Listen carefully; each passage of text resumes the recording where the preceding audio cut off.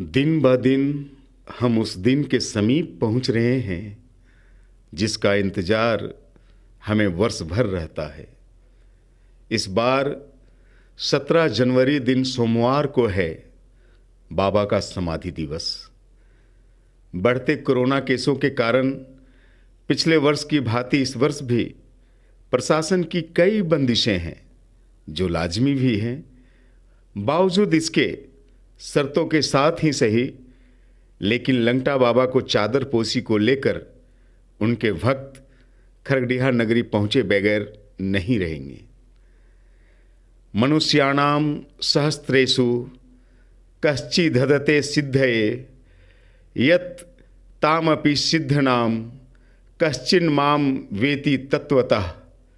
मनुष्य अपने जीवन की अनंत यात्रा में न जाने कब से सिद्धि ढूंढने का प्रयास करता आया है, परंतु परमात्मा का ज्ञान सभी को नहीं मिलता। बिरले व्यक्ति को ही यह ज्ञान प्राप्त होता है, वह भी परमात्मा की कृपा मात्र से ही। आइए एक बार फिर निहारते हैं हम अपने वामदेव लंगटा बाबा को। नमस्कार। आज जन की बात की टीम आपको लिए चलती है एक आध्यात्मिक स्थल में, और उस स्थल का नाम है लंगटा बाबा का समाधि स्थल।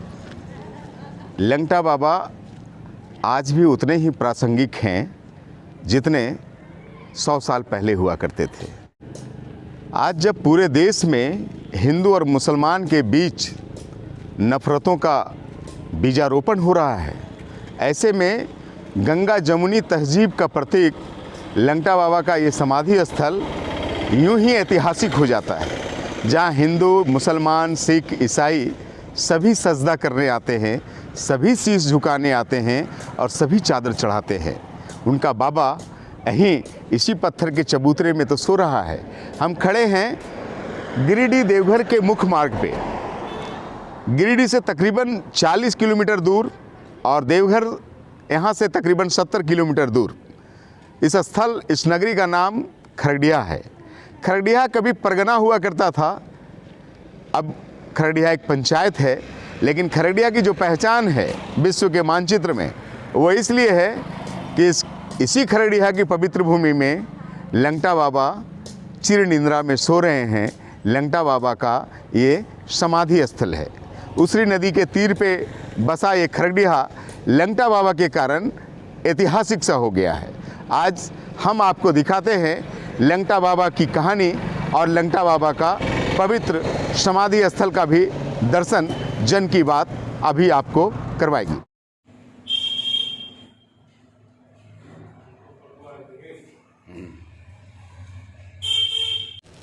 कहते हैं कि 1870 की बात है, जब खरगडिहा एक परगना हुआ करता था। और जिस परिसर में अभी हम खड़े हैं, ये बाबा का समाधि परिसर है, आप देख रहे हैं चारों ओर। लेकिन ये परिसर कभी थाना हुआ करता था, और इसी थाना के परिसर में 1870 में जब नागा साधुओं की एक टोली इधर से हिमालय की ओर गुजर रही थी, तो उस टोली में एक वृद्ध ओजस्वी साधु भी था। और पता नहीं उसरी नदी के तीर में बसा इस खरगडिहा से उसको क्या मोहब्बत हुई कि वहीं इसी थाने पे बैठ कर के वो धूनी रमाना शुरू कर दिए। थानेदार उस समय के वाहिद अली खान ने उनको कहा कि बाबा ये थाना है, आप धूनी कहीं और रमा लें। तो बाबा ने कहा था कि आप चला जाएगा बाबा, आप चला जाएगा। और ये आश्चर्य है, ये विश्वास है कि थाना ही यहाँ से उठ करके 6 किलोमीटर दूर जमुआ चला गया और बाबा यहीं के रह गए।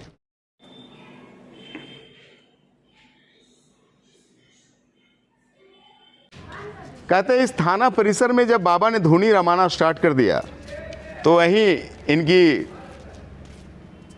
बैठकी सजती थी, भक्त आते थे और भक्त जो चढ़ावा देते थे, उस चढ़ावे को बाबा इसी कुएं में डाल देते थे। अपने शिष्यों को कहते थे कि ठंडी करो महाराज, और वो सारे वस्तु, चाहे वो सोना हो, चांदी हो, मिठाई हो, वस्त्र हो, सारे इसी कुएं में डाले जाते थे। पता नहीं वो सामग्री फिर कहाँ जाती थी, ये रहस्य का विषय है। इसी नीम पेड़ के नीचे बाबा की तपस्या होती थी और बाबा जब ध्यानमग्न होते थे तो इसी नीम पेड़ के नीचे बैठ जाते थे। और कभी कभी ये मान्यता है कि शनिवार और मंगलवार को बाबा बड़ा कुपित रूप में रहते थे।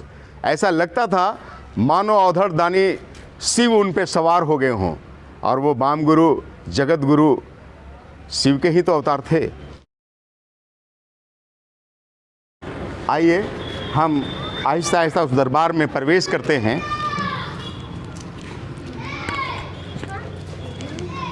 कहते हैं गुरुदेव कृपा करना, गुरुदेव दया करना, मैं शरण आया तेरी, चरणों में जगह देना।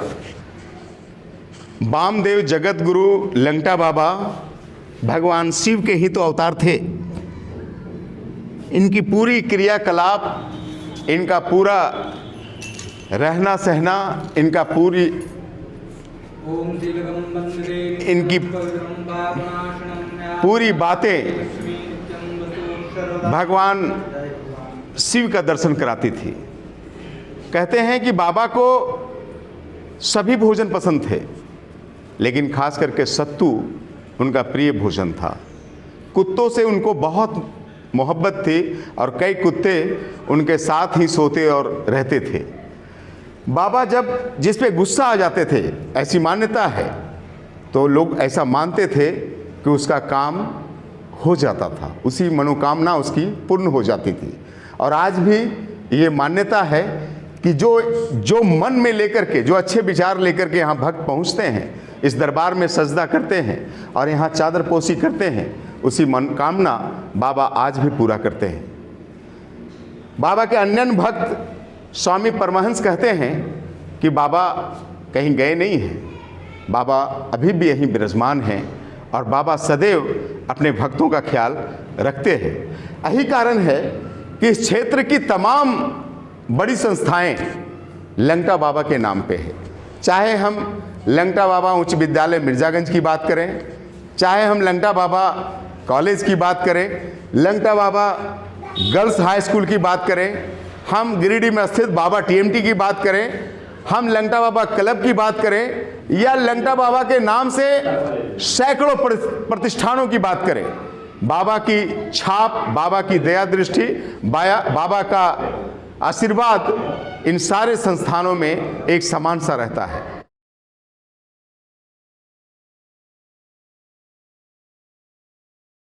सन 1910 में चिर निंद्रा में सो गए और तब से 112 वर्षों तक भक्तों की फहरिस्त, भक्तों का जनसैलाब यहाँ पे पौष पूर्णिमा में बाबा को चादर पोशी के लिए उमड़ते हैं। कहते हैं कि इनके भक्तों की फहरिस्त में क्या हिंदू, क्या मुस्लिम, क्या सिख, क्या ईसाई, क्या राजनेता, क्या बिजनेसमैन, क्या प्रशासनिक पदाधिकारी, क्या छात्र, सभी हैं। चाहे वो दुकानदार हो, चाहे वो कृषक हो, सभी बाबा के चरणों में शीश नवाने यहाँ पे आते हैं और पौष पूर्णिमा का दिन उनके लिए एक त्यौहार सा रहता है।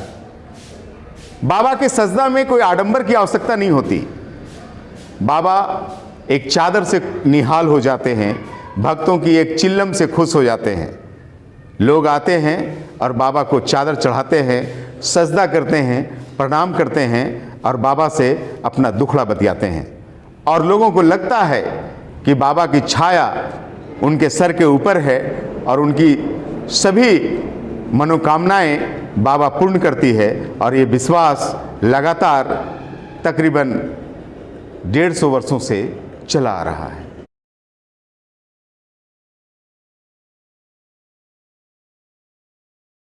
कहते हैं जब बाबा को समाधि लेना हो का मन किया सन 1910 में, तो उन्होंने अपने शिष्य परमहंस से कहा कि चला, अब मैं तो चला। परमहंस ने पूछा कि कहाँ चले बाबा? तो ऐसी मान्यता है, ऐसा लोग कहते हैं कि बाबा ने कहा कि मैं दोबारा नहीं कहता। और यहाँ समाधिस्थ होने के बाद बाबा मध्य प्रदेश के खंडवा, उज्जैन, जबलपुर कई जगहों में एक साथ दिखे।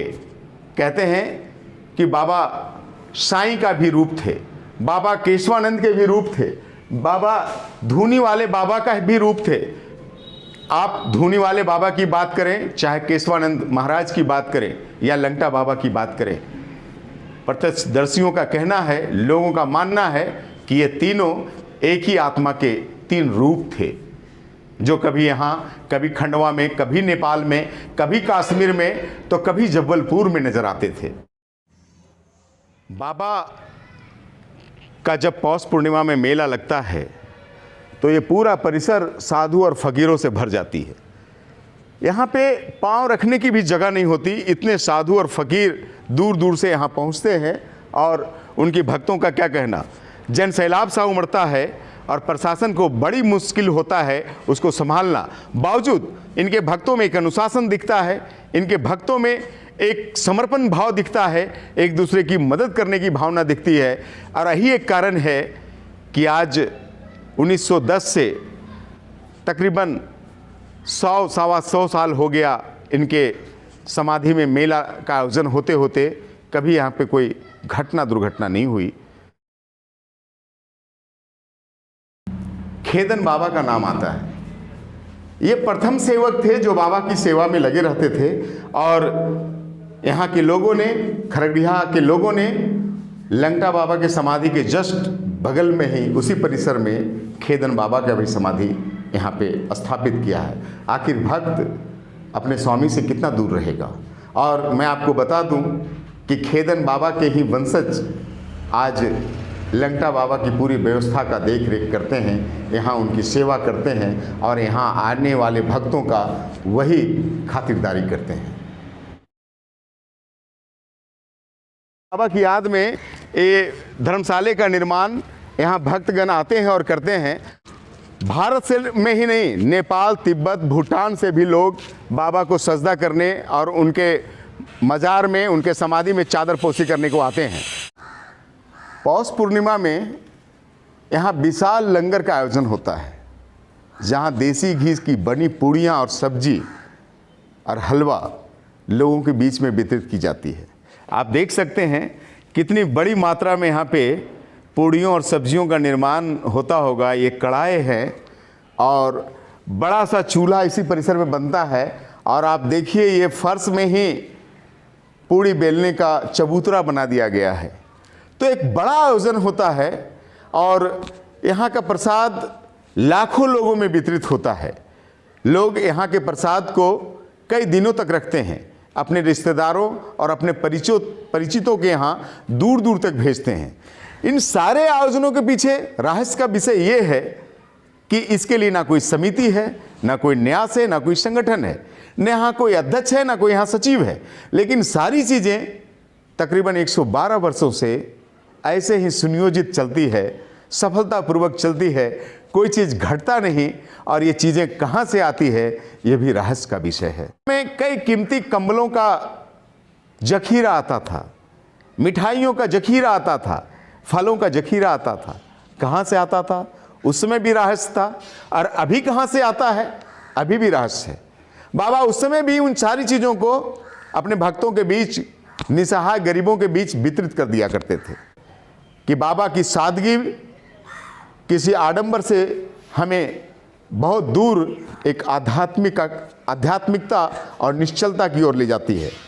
बाबा की कई बातें बड़े रहस्यमय हुआ करते थे। बाबा की बातों को अगर हम समझ पाए तो उनकी एक एक बात कई ग्रंथों के समान है। चाहे वो सब सत्य की बात हो, चाहे मैं कैलाशी की बात हो, चाहे जनगणना के कर्म में जब उनसे पूछा गया कि बाबा उम्र बता दें, तो उन्होंने कहा लिख ले गंगा की धारा लिख ले। तो ये सारी जो बातें हैं बाबा की, वो किसी ग्रंथ से कम नहीं है। भक्त उसको महसूस करते हैं, उसको समझते हैं और भक्त बाबा के बताए रास्ते पे, जहाँ सर्वे भवन्तु सुखिना का भाव है, उस ओर चलने का भक्त प्रयास करते हैं। सुशील कुमार पाठक है। कहाँ घर हुआ? घर पुलकुंडी के रहने वाले हैं। अच्छा, पुलकुंडी बगल में है क्या? हाँ, अच्छा, तो आप यहीं बाबा की सेवा करते हैं? हाँ, बाबा का सेवा में लगे हैं। मेरे पिताजी भी बाबा का सेवा में ही लीन थे। अच्छा। और जब से मैं ज्वाइन किया हूँ, पापा जी तो मेरे स्वर्गवास हो गए उनका। जी। जब से मैं हूँ तब से मुझे बहुत आराम मिल रहा है और बहुत मज़ा आ रहा है ये बाबा का सेवा में। बहुत शक्ति है बाबा में। बहुत शक्ति है बाबा में, अपार शक्ति है। बाबा के भी दीवाने यहाँ एक से एक आते हैं जी। वो तो देखते हैं। क्या नाम है आपका? मेरा नाम अनूप कुमार है। अच्छा, आप यहीं रहते हैं? हाँ, मैं यहीं रहते हैं। अच्छा, तो आपका कुछ संबंध सुनने में आता है कि बाबा खेदन से थे? खेदन बाबा मेरा परदादा हुए हैं। अच्छा। उन्हीं का वंशज हूँ मैं। अच्छा। और शुरुआत से ही हम ही लोग यहाँ देख रेख कर रहे हैं मंदिर में। अच्छा। सारा व्यवस्था हम लोग करते हैं जी। कोई श्रद्धालु को कोई दिक्कत ना हो उसका ख्याल रखते हैं, सभी को सुविधा देते हैं। तो यहाँ कोई कठिनाई महसूस होती है आपको? कुछ बाबा का कृपा है कि कुछ कठिनाई महसूस नहीं होता है। बाबा का हमेशा हम लोग पर दया दृष्टि बना हुआ है और हम लोग सारी व्यवस्था करते हैं रात दिन एक करके, कोई दिक्कत नहीं। इस बार मेले का आयोजन कैसा है? प्रशासन के तो बड़ी शर्तें हैं। प्रशासन की शर्तें हैं, लेकिन जो प्रशासन का रहेगा उसी पर हम लोग अमल करेंगे। प्रशासन ही सर्वोपरि है, उन्हीं के देखरेख में हम लोग जो भी आदेशानुसार होगा वही काम हम लोग करेंगे। नाम है? लंगड़िया बाबा है। कहाँ घर हुआ बाबा आपका? एमपी जबलपुर। जबलपुर। तो जबलपुर से यहाँ आ गए आप? हाँ जी, साइकिल से आ गए। अच्छा, कैसे आ गए आप? साइकिल से आए। कैसे आपको बुलावा आया? कैसे आपको पता चला कि यहाँ आना है? यहाँ आना, बाबा बैजनाथ आ रहे। बाबा बैजनाथ से ऐसा हुकूम तो बाबा के दरबार रह गए। कितने दिन हुए यहाँ पे आए हुए? 20 साल हो गए। तब से ही हैं? हाँ। तो यहाँ मन लगता है आपको? बिल्कुल मन लगता है, बाबा के चरणों में रहते हैं, बेड़ा पार करते हैं। बाबा में बहुत शक्ति है, बहुत शक्ति अपार, मनोकामना पूर्ण होते हैं लोगों बिल्कुल का। होती है। और साक्षात शिव भोलेनाथ है, अवतार नहीं है, साक्षात भोला है ये। साक्षात बोले। साक्षात भोलेनाथ है। एमपी में तो इनको भोलेनाथ ही बोला जाता है। 16 जगह समाधि बाबा की। बाबा किस पंथ और किस संप्रदाय से थे ये तो रहस्य का विषय है, लेकिन बाबा सजीव निर्जीव सारे वस्तुओं में परमात्मा का भाव दिखता था, उनमें परमात्मा की तस्वीर दिखती थी।